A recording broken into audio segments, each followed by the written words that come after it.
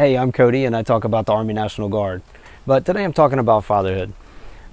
Recently my daughter turned 8 years old, so that means she graduated to sit in shotgun in my truck.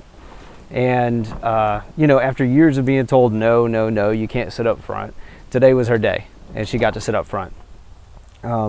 She was ecstatic. On the way to school, it made her day. My son, however, didn't feel the same. He immediately had an attitude change.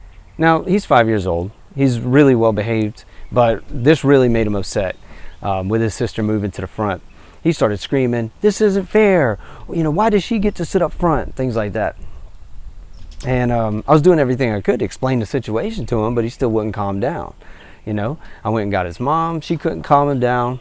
But eventually, we were going to be late to school, so we got him in a truck. We got him buckled up. And on the way to school, the tantrum, it just kept on going. This isn't fair. This isn't fair. Why does she sit up front? This isn't fair. Honestly, with all the kicking and screaming and everything, I kind of felt lost. As a dad, I felt lost. I didn't know what to do. But I was able to keep my calm. And that's the biggest thing you can do, is stay calm. When our kids are losing their mind, it's our emotional stability that's going to teach them emotional stability, right? So I didn't know what to say in the moment. All I knew is I had to stay calm. And then I remembered back from the Army Resiliency Program, a skill that I learned called ATC. Now, ATC stands for activating event, which is like, boom, something happens. Your thoughts, your heat of the moment thoughts, like what are your immediate thoughts based on that event? And then C is consequences, which is your emotions and reactions to the thing. During that training, we learned about thought themes, which is like examples of thought themes are like loss, danger, or positive contribution. That's just 3 examples. And they're associated with emotions like stress, anxiety, or pride. The big takeaway from this module for me is that no matter the thought theme, I was only working with like 3 different emotions. So whatever activating event I had, I only had 3 emotions to work with, and I was misassociating based on whatever I was going through in the moment, which really opened my eyes that I was emotionally stunted to some things, even as an adult. Through that class, I learned about getting to the root of the issues based off of my beliefs and my values and how I was associating my emotions with whatever was going on. So then that's when I realized that I was getting frustrated over his tantrum because he was having an emotional response that did not match the situation. So then it hit me. I asked him the question. I said, "Hey man, do you feel like you're losing your sister because she sat up front?" The tantrum, it stopped immediately. And he took a breath and he started to cry a little bit, and he said yes. So in that moment, he felt heard and he felt understood.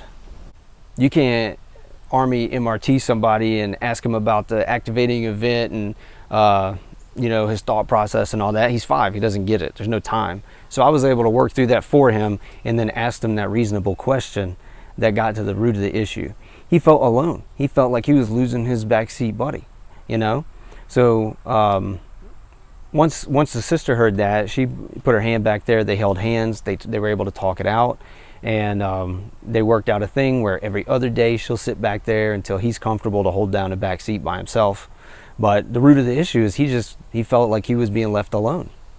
We explained that he's also older than his little brother, so it's a rite of passage that she gets to enjoy, and he will also get to enjoy it in a couple years. But after that, he was able to calm down and go to school and have a good day. Our bond was tightened, and I was proud of both of them. And honestly, I was proud of myself that I didn't lose my temper. Kids are rarely losing their emotions just to piss us off. If they're having an emotional response that doesn't match the situation, it's our job as parents to be that emotional support for them, calm them down, teach them how to work through it. Now, I know how my dad would have handled that situation, and it would have been a lot more yelling, some cussing, and some hitting. And eventually my tantrum would have stopped and I'd have sat in the back seat and he would have gotten his desired response. I would have been sitting back there and been quiet. But also I would have still felt alone and I would have never been heard about it. He would have gotten his desired effect, but at what cost, I'm choosing to teach my kids to deal with their emotions now as they're growing. That way when they're adults, they can handle situations. Honestly, it was a small situation, but it had a big impact internally. But we were able to work through it, and now he's cool. If these emotions aren't taught to be put in check by the individual, then you grow up and you have things happen like with Roger Jackson. Now, I'm not a news channel here, but I follow MMA. Roger Jackson's an MMA fighter, and he just recently beat a guy senseless. He beat him real bad. And then it was all on live stream too, so he's reading comments of people telling him that, you know, he's scared to do it or whatever. And it's unfortunate for everybody involved, but at the end of it, after the assault, Roger Jackson's walking off and he's like screaming. It's like, people don't take me seriously. My dad thinks I'm a bitch. I'm tired of this. I'm tired of this. And to the outsider, it looks like a roaring lion, big tough guy, which he is. He's a skilled fighter. He's a big guy. But what I heard was a lot of emotional issues that just haven't been dealt with. And unfortunately, it came out in, you know, an attack, really.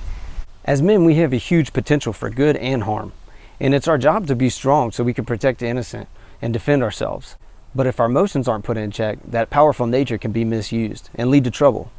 When my son does find himself in a fight, it'll be because it was unavoidable. It was either self-defense or he was protecting somebody who couldn't protect themselves. But it's not going to be because of an emotional outburst where his emotions didn't match the situation at hand. But the best practice is to have the mental strength and resistance to avoid the fight altogether. Hey, it's Cody. I hope you enjoy this content. Usually do National Guard stuff, but with this story, I wanted to do something about parenting and raising sons. So hopefully there's more like it.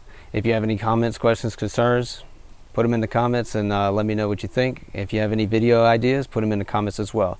Thank you for watching.